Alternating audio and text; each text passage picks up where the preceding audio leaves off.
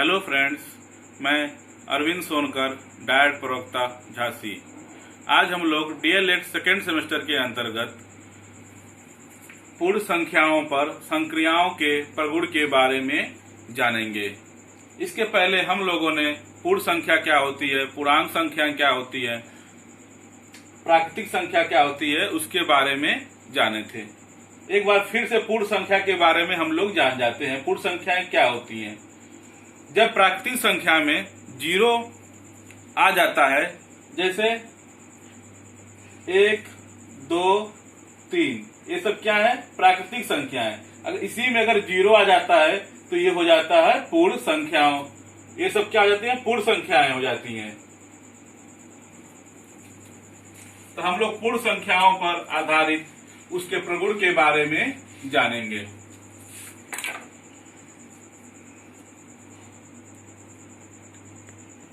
पूर्ण संख्याओं में सबसे पहले हम योग के बारे में जानेंगे। इसका पहला नियम है योग का संवरक प्रगुण, क्लोजर प्रॉपर्टी ऑफ एडिशन। योग का संवरक प्रगुण क्या होता है उसको हम देखते हैं। जैसे 2 धन 3 बराबर 5। संवरक प्रगुण का मतलब होता है यदि कोई पूर्ण संख्या दूसरे पूर्ण संख्या से जोड़ा जाता है तो जो संख्या प्राप्त होती है वो भी पूर्ण संख्या होती है। 2 भी पूर्ण संख्या है, 3 भी पूर्ण संख्या है, और जो हमारा प्राप्त होता है 5, ये भी पूर्ण संख्या है। अर्थात कहने का तात्पर्य यह है कि 2 पूर्ण संख्याओं का योगफल भी पूर्ण संख्या होती है। इसके बाद आते हैं योग का क्रम विनिमय प्रगुण, कम्युलेटिव प्रॉपर्टीज ऑफ एडिशन। यदि कोई एग्जाम्पल के माध्यम से हम समझते हैं, अगर 2 धन 3 बराबर 5 है तो 3 धन 2 बराबर भी 5 है। यदि पूर्ण संख्या दी है, दोनों दिए गए हैं, अगर उनको जोड़ते हैं तो भी 5 आएगा, और उसका क्रम बदल देते हैं तब भी जोड़ने पर हमारा 5 आ जाएगा। इसे कहते हैं योग का क्रम विनिमय प्रगुण। तीसरा आते हैं योग का तत्समक अवयव। किसी भी पूर्ण संख्या में 0 जोड़ने पर उसका मान नहीं बदलता। जैसे एग्जाम्पल लेते हैं, 5 धन 0 बराबर 5, 6 धन 0 बराबर 6, 0 धन 5 बराबर 5। अब हम शून्य, किसी भी संख्या में 0 जोड़ेंगे तो उसका मान नहीं बदलता। इसी को हम योग का तत्समक अवयव कहते हैं। 0 योग का तत्समक अवयव है। अब हम आते हैं योग का साहचर्य प्रगुण। साहचर्य प्रगुण से तात्पर्य है, हम लोग एग्जाम्पल के माध्यम से समझते हैं, A धन B धन C बराबर A धन B धन C। जैसे हमारे कोई अंक लेते हैं, 2 धन 3 धन 4 बराबर हो जाएगा 2 धन 3 धन 4, 2 धन 7 बराबर 2 धन 3, 3 2 5 4 9। इधर भी 9 आ गया, इधर भी 9 आ गया, 9 आ गया।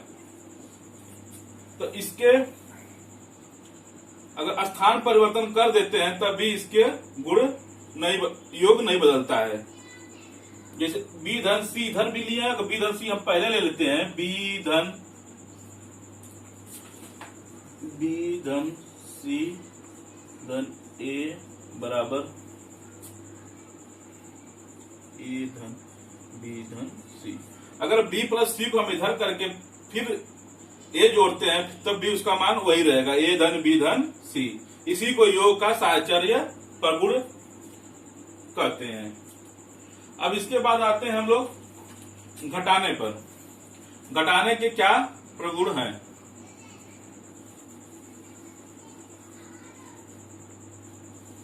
आते हैं घटाने का संवरक प्रगुण। किसी भी 2 पूर्ण संख्याओं का अंतर हमेशा पूर्ण संख्या नहीं होता है। घटाने का संबरक प्रगुण यही है, किसी भी दो पूर्ण संख्याओं का अंतर नहीं होता है। देखते हैं एग्जाम्पल हम लोग। कोई दो पूर्ण संख्या है 4 माइनस 3 बराबर 1, 3 4 बराबर माइनस 1। इसमें से हम घटाते हैं, पहले वाले में 4 में से 3 गया, क्या बचा 1। ये हमारा पूर्ण संख्या है, पूर्ण संख्या है। दूसरा हम 3 में से -4 घटाते हैं तो क्या आ जाएगा -1, यानी -1 हमारी पूर्ण संख्या नहीं है। तो घटाने का संबरक नियम यह कहता है कि किसी भी दो पूर्ण संख्याओं में से पूर्ण संख्याओं का अंतर हमेशा पूर्ण संख्या नहीं होता है। जबकि जोड़ने के संबरक नियम है, योग का संबरक नियम कहता है कि किसी भी पूर्ण संख्याओं का योगफल हमेशा पूर्ण संख्या होता है। अब आते हैं दूसरे नियम, घटाने का क्रम विनिमय नियम। एग्जाम्पल के माध्यम से हम लोग देखते हैं।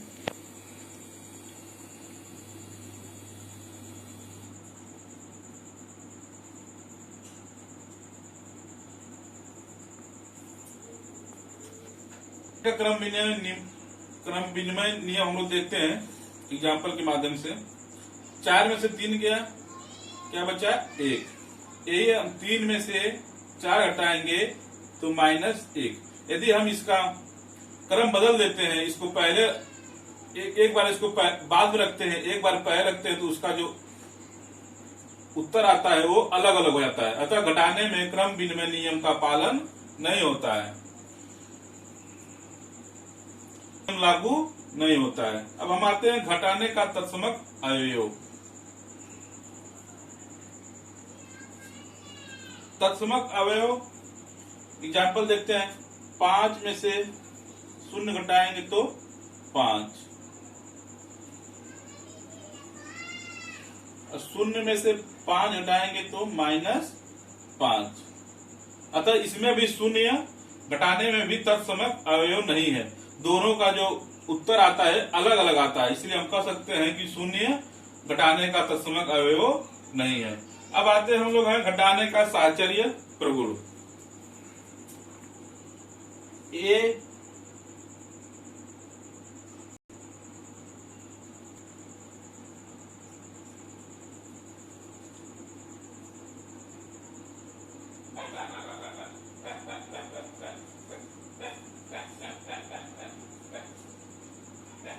घटाने का साहचर्य प्रगुण में एग्जाम्पल माध्यम से हम लोग देखते हैं। a माइनस ब्रैकेट में b माइनस सी ब्रैकेट बंद बराबर, इसको a minus b plus c. Example लेते हैं। 9 माइनस 4 माइनस 3 बराबर 9 माइनस 4 प्लस 3। 9 माइनस बराबर ये हो जाएगा हमारा 9 4 बराबर 8। अब इसको हम लोग पहले कर लेते हैं। b minus c minus a बराबर b minus c minus a बराबर इसको b plus c minus a. इसकी संख्या को लिखते हैं। 4 माइनस 3 ये प्लस हो जाएगा -9 बराबर 7 माइनस 9 बराबर 2। यहाँ पर हम देखते हैं a माइनस ब्रैकेट में b माइनस सी को जब हम लोग सॉल्व किएगा एग्जाम्पल लेकर तो आया था 8। अब फिर ये क्रम बदल दिया गया, b माइनस सी माइनस ए, वही संख्या पर आंसर आ गया है -2। अतः घटाने में हम कह सकते हैं, घटाने में साहचर्य प्रगुण का नियम नहीं लागू होता है। अब इसके बाद आ जाते हैं हम लोग पूर्ण संख्याओं में गुणा के प्रगुण। पहला होता है गुणन का संबरक प्रगुण। यदि किसी दो पूर्ण संख्याओं का हम गुणा करेंगे, जो प्राप्त संख्या होगी वो भी पूर्ण संख्या होगी। एक एग्जाम्पल देखते हैं हम लोग। 4 गुणे 3 बराबर 12। ये भी पूर्ण संख्या है, ये भी पूर्ण संख्या है। हम गुणा जब करते हैं तो हमें क्या प्राप्त होता है? 12। 12 भी क्या है? पूर्ण संख्या है।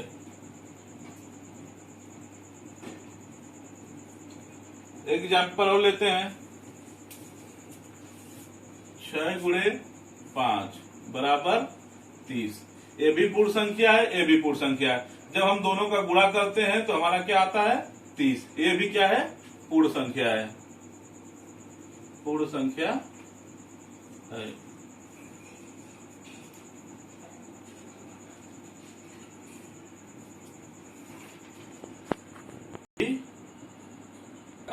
अब हम यहाँ देखते हैं कि दो पूर्ण संख्याओं का गुणनफल भी पूर्ण संख्या ही प्राप्त होती है। अब आते हैं दूसरे नियम पर, गुणन का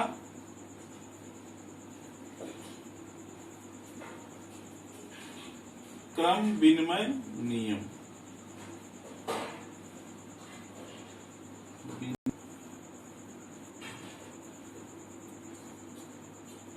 एग्जाम्पल देखते हैं।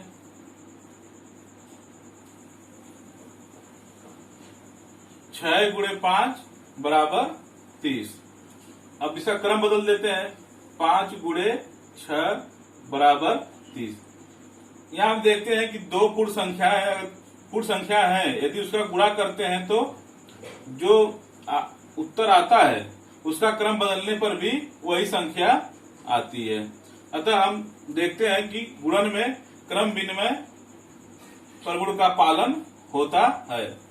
इसके बाद आते हैं हम लोग हैं तीसरे नियम, गुणक का तत्समक अवयव। एग्जाम्पल देखते हैं। किसी भी संख्या में 1 से गुणा करने पर वही संख्या आती है। 5 गुणे 1 बराबर 5। 6 गुणे 1 बराबर 6। ये देखते हैं कि किसी भी संख्या में अगर 1 से गुणा करते हैं तो वही संख्या पुनः प्राप्त होती है। अतः हम कह सकते हैं कि एक गुणन का तत्समक अवयव है। पढ़ाते हैं।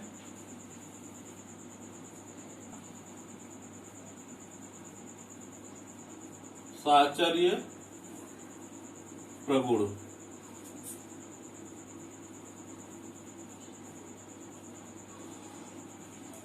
इसमें हम कोई 3 संख्याएं ले लेते हैं। 2 गुणे 3 गुणे 5। जो इसको हल करते हैं, 2 गुणे 3 गुणे 5 बराबर 2 3 6 5 30। और फिर इसको 3 गुणे 5 गुणे 2 बराबर 15 गुणे 2 बराबर 30। गुणन का साहचर्य प्रगुण में ये होता है कि अगर हम कोई भी गुणन पूर्ण संख्याओं का गुणनफल करते हैं, अगर उनका क्रम भी बदल देते हैं तो वह मान उसका नहीं बदलता है। यहाँ पर भी 30 आ गया है, यहाँ पर भी 30 आ गया है। पहले 2 गुणे ब्रैकेट में 3 गुणे 5 लिखे थे, फिर पहले लिख दिए 3 गुणे 5 गुणे 2। दोनों का मान नहीं बदला। नेक्स्ट हम लोग आते हैं शून्य का गुणन प्रगुण। किसी भी पूर्ण संख्या में अगर शून्य से गुणा करेंगे तो वह शून्य ही प्राप्त होगा। जैसे 4 है, 4 गुणे 0 बराबर 0। 5 गुणे 0 बराबर 0। 6 गुणे 0 बराबर 0। 0 गुणे 5 बराबर 0। ये होता है शून्य का गुणन प्रगुण। नेक्स्ट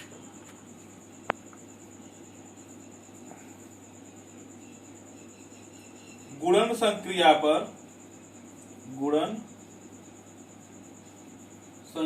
पर योग वितरण का नियम। एग्जाम्पल के माध्यम से हम लोग समझते हैं इसको। 3 गुणे 4 धन 5। अब इसको हम हल करते हैं, बराबर ब्रैकेट में 4 धन 5 बराबर 3 गुणे 9 बराबर 27। अब इसको हम लोग 3 गुणे 4 धन 3 गुणे 5 बराबर 3 चौको 12 धन 3 पाँचे 15 बराबर 27। यहाँ पर भी 27 आ गया, यहाँ पर भी 27 आ गया। यहाँ पर हम लोग इसको जोड़कर गुणा किए थे पहले, तो 3 नवा 27 आ गया था। फिर इसको अलग अलग करके वितरण कर दिया गया। योग का हम लोगों ने वितरण कर दिया, इसी को कहते हैं योग का वितरण नियम। योग का हम लोगों ने वितरण कर दिया, फिर भी उसका मान नहीं बदला। इसी को हम गुणन संक्रिया पर योग वितरण का नियम कहते हैं। जो कहते हैं यहाँ पर गुणन संक्रिया पर घटाने का वितरण नियम। जिस तरह हम लोग जोड़ में वितरण का नियम देखे थे, उसी तरह हम लोग घटाने में भी देखेंगे। 9 गुणे 5 माइनस 3 बराबर हो जाएगा 18। अब इसको अलग अलग कर देंगे। 9 गुणे 5 माइनस 9 गुणे 5 माइनस 9 गुणे 3, 9 पचे 45 माइनस 9 त्रिको 27 बराबर 15 में से 7 गया 8, 3 में से 2 गया 1, 18।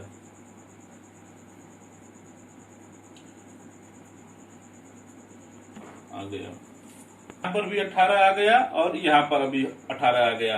इसी तरह जोड़ में भी आ गया था। अतः हम कह सकते हैं कि गुणन संक्रिया पे घटाने में भी वितरण का नियम लागू होता है।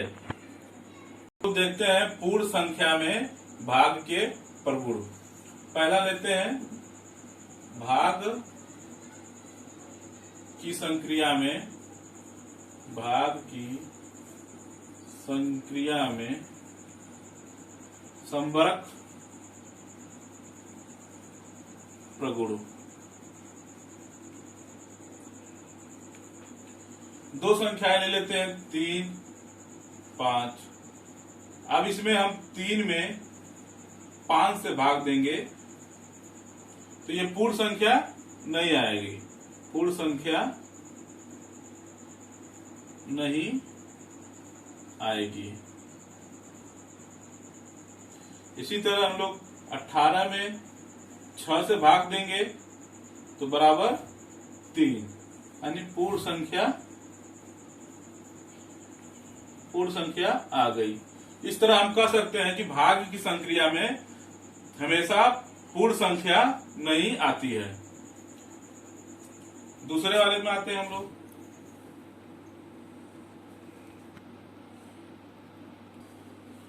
शून्य में किसी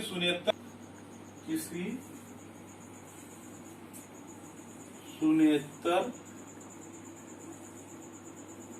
पूर्ण संख्या से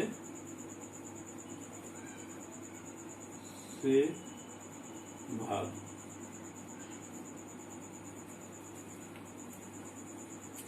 शून्य में किसी भी शून्येतर संख्या मतलब होता है कि शून्य को छोड़कर बाकी जो भी संख्याएं होती हैं उसे हम शून्येतर पूर्ण संख्या कहते हैं।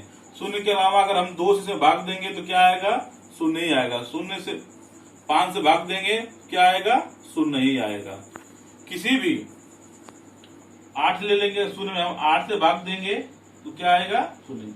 शून्येतर मतलब होता है शून्य को छोड़कर जो पूर्ण संख्याएं होती हैं, अगर उसको हम शून्य में भाग देंगे तो हमारा उत्तर शून्य ही आएगा। नेक्स्ट देखते हैं।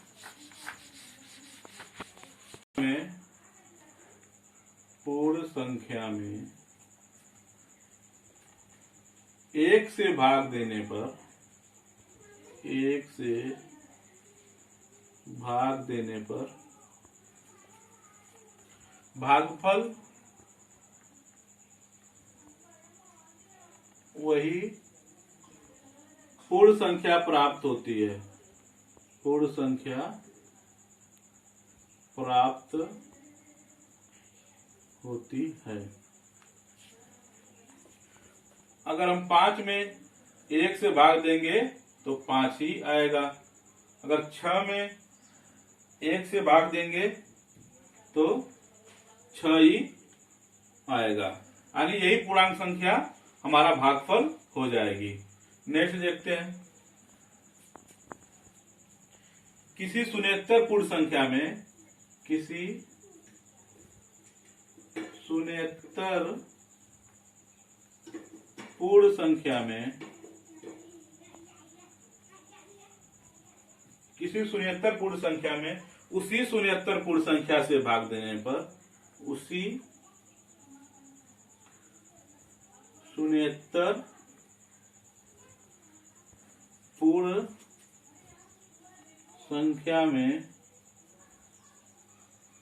भाग देने पर भागफल हमेशा एक ही आता है।